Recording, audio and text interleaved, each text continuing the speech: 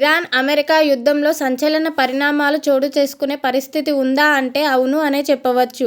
ఇది మనం అనే మాట కాదు, అమెరికా మాజీ మంత్రులు అంటున్న మాట. యుద్ధంపై అమెరికా మాజీ మంత్రి మార్జోరీ టేలర్ గ్రీన్ సంచలన వ్యాఖ్యలు చేశారు. ఇరాన్పై అణుదాడి ప్రయోగించాలని అమెరికాలో చర్చలు జరుగుతున్నాయి. ఒకవేళ అమెరికా అణుదాడి చేస్తే పరిస్థితులు మూడో ప్రపంచ యుద్ధానికి దారితీస్తాయి. 1947 ఆగస్టు 7, 9 తేదీల్లో జపాన్లో అణుదాడి జరగడం వల్ల 1,00,000కు పైగా ప్రజలు ప్రాణాలు కోల్పోయారు. ఆ తర్వాత అణుదాడి ప్రభావం వల్ల మృతుల సంఖ్య 2.5 లక్షలకు చేరింది. ఆ వాయువు వల్ల క్యాన్సర్ వ్యాధి బారిన పడ్డారు అక్కడ ప్రజలు. అణుదాడి జరిగిన ప్రాంతంలో ఇప్పటి వరకు గడ్డిపూస కూడా మొలవలేదు. ఇప్పుడు మళ్ళీ ట్రంప్ అదే పరిస్థితిని దారితీస్తున్నారు. ఇప్పటికే అమెరికా ఇరాన్పై వరుస దాడులను చేస్తుంది.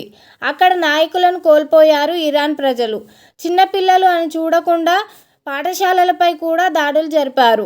ఒకవైపు ట్రంప్ యుద్ధం మేం గెలిచాము అని చెప్తూనే వరుస దాడులకు పాల్పడుతున్నారు. అమెరికా దాడుల వల్ల ఇరాన్కు కోలుకోలేని నష్టం జరిగింది అన్నారు మార్జోరీ టేలర్ గ్రీన్. అణుదాడి ప్రపంచాన్ని సర్వనాశనం చేయబోతుంది. న్యూక్లియర్ హోల్ కాస్ట్తో తీవ్ర విధ్వంసం తప్పదు. ఇంటెలిజెన్స్ అంచనాలు ప్రభుత్వం పట్టించుకోవడం లేదు అని ట్విట్టర్లో మార్జోరీ టేలర్ గ్రీన్ పోస్ట్ చేశారు.